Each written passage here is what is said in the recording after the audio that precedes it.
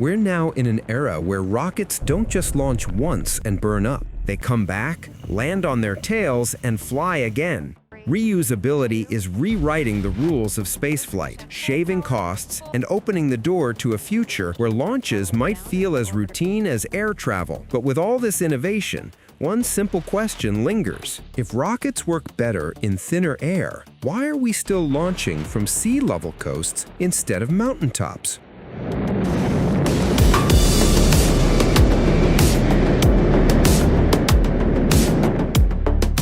At first glance, the idea makes sense. Higher altitude means less atmosphere to push through, less drag on the rocket, and maybe even a shortcut to space. It feels like common sense, but in rocketry, intuition often collides with physics. But the real answer isn't what you'd expect. Mountains may look like nature's launch towers, yet they hide a web of challenges that make them one of the worst places to attempt a rocket launch. And to understand why, we need to unravel the myths behind this high-altitude dream. Let's start with the high-altitude myth itself. Why mountains seem like a good idea, but aren't.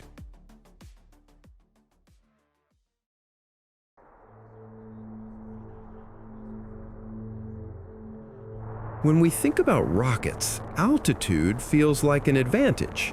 The higher you start, the less air you have to fight through, right? It sounds logical. Start higher, save fuel. But the reality? Even the tallest mountains are a rounding error compared to the climb to orbit.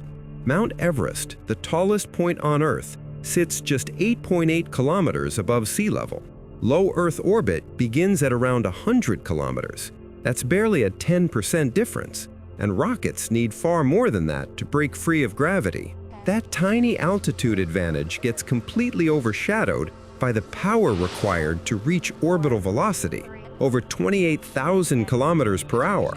See, getting to space isn't just about going up, it's about going fast sideways. Mountains don't really help with that. The energy demand remains nearly identical whether you launch from a peak or a plane.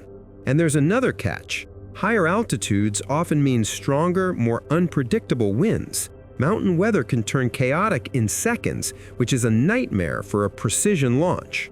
That's why most launch sites, from Cape Canaveral to French Guiana, sit near sea level. The calmer air, stable ground, and open flight paths over the ocean make them ideal for safe, controlled launches.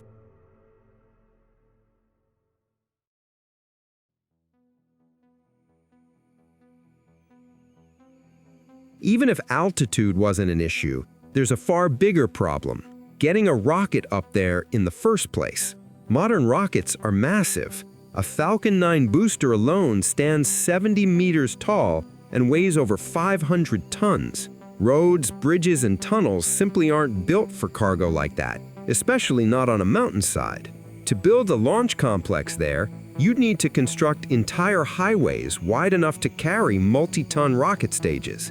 The cost would skyrocket, and every kilometer uphill adds layers of danger and delay. And then there's fueling. Rockets depend on cryogenic propellants, liquid oxygen and liquid hydrogen, kept near absolute zero. Transporting and maintaining those in steep, remote, frigid terrain, a logistical nightmare. Even a small temperature variation can cause valves to freeze or pressure lines to rupture. On a mountain, that risk multiplies. A single fuel leak could end a mission before it ever begins. And if something goes wrong, coastal launch sites can divert or contain hazards quickly. But on a mountain, steep slopes, narrow roads, and isolation make emergency response painfully slow. So while a mountain launch might sound futuristic, the truth is painfully practical. Logistics, cost, and safety make it nearly impossible. Rockets may defy gravity, but not geography. 1. Booster ignition and liftoff of Discovery. A rocket launch pad isn't just a platform. It's a small city of engineering. Every pipe, bolt, and cable is designed for one precise environment: sea level. At higher altitudes, air pressure drops drastically. That might sound helpful, less air resistance, but it actually changes how engines behave. The exhaust expands more, reducing thrust efficiency. Engines are optimized to operate in a specific pressure range. Fire that same engine at the thin air of a 5,000-meter peak, and it can oscillate, vibrate, even tear itself apart. These oscillations, called combustion instabilities, can reach hundreds of times per second.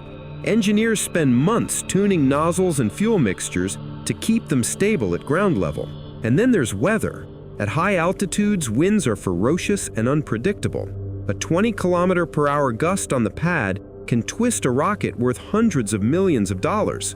Wind shear, abrupt shifts in wind direction, can apply sideways loads that rockets aren't designed to handle. Even a few degrees of tilt can cause catastrophic trajectory deviation. And if you think lightning protection is tricky on the plains, imagine doing it at 4,000 meters, with every peak around you acting like a lightning rod. Even if the rocket could handle it, the sensors and electronics wouldn't. Extreme cold, reduced oxygen, and moisture can cripple communication systems long before ignition. In spaceflight, altitude isn't everything.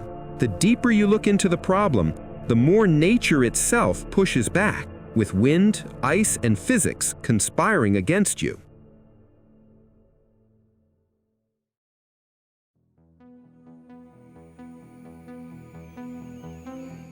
If mountains are nature's challenge, the ocean is its gift.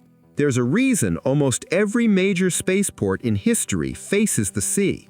From Florida to French Guiana, Japan to India, coastal launch sites dominate the planet, not by coincidence, but by brilliant strategy. Launching eastward over the sea allows rockets to harness Earth's rotation, gaining a free boost of nearly 1,600 kilometers per hour toward orbit. That spin of the planet saves enormous amounts of fuel. The closer you are to the equator and the more open ocean you have to the east, the better your trajectory. But efficiency isn't everything. Safety drives the choice too. Launching over open water means if something goes wrong, debris and fuel fall harmlessly into the ocean, not over cities. These safety zones, stretching hundreds of kilometers out to sea, protect shipping lanes, flight paths, and coastal towns from even the smallest risk. And then there's logistics. Rocket stages are enormous. Many are transported by sea. Coastal ports make it possible to deliver, assemble, and roll out these giants directly to the pad. Compare that to a mountain. Every kilometer uphill multiplies the difficulty. Roads, fuel trucks, and cranes would all have to conquer terrain not designed for machines of this scale. Coastal sites also simplify booster recovery. Reusable rockets like Falcon 9 or China's Long March 8 land on drone ships or return zones at sea, a controlled ballet impossible on a mountain ridge. Every landing is rehearsed with precision. Waves, wind, telemetry, all modeled to ensure the booster returns home safely. The ocean again becomes an ally. This is the quiet genius of coastal spaceports. They combine geography, physics, and safety, transforming Earth's natural shape into a launch partner.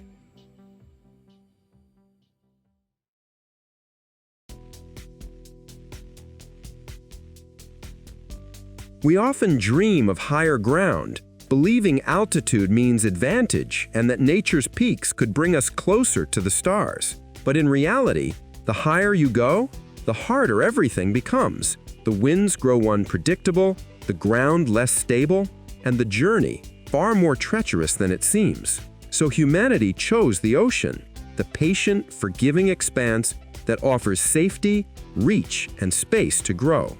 Every launch becomes a collaboration with the planet itself. It's easy to forget that spaceflight isn't just about escaping Earth, it's about working with it. Every launch, every trajectory, every return depends on the planet's rhythm. From mountain dreams to coastal realities, our journey skyward mirrors our understanding that mastery of space begins with respect for Earth, because the true genius of modern rocketry isn't found on mountaintops, but at the edge of continents, where human ambition meets the horizon. From sea to sky, our path upward is not about height, but harmony.